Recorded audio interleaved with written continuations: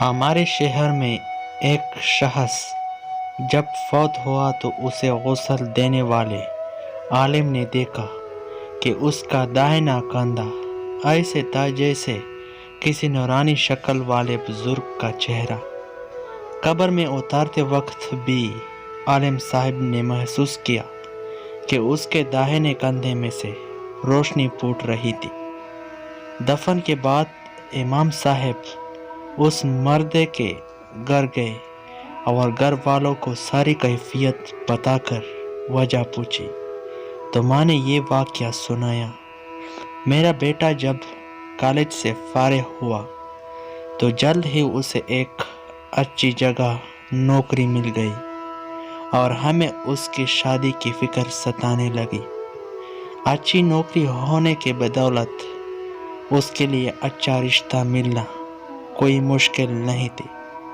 ہمارے پڑوس میں ایک دونوں پاؤں سے معذور لڑکی رہتی تھی جو ہمیشہ ہی ویل چیئر پر رہتی تھی اور بغیر سہارے کے کچھ نہ کر سکتی تھی۔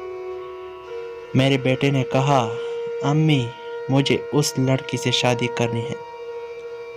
میں نے اور بہنوں نے بہت سمجھایا لیکن وہ نہ مانا، کیونکہ اس کے بقول خوبصورت لڑکیوں کو رشتے ہر جگہ سے مل جاتے ہیں لیکن اس معذور سے کوئی بھی شادی نہیں کرے گا۔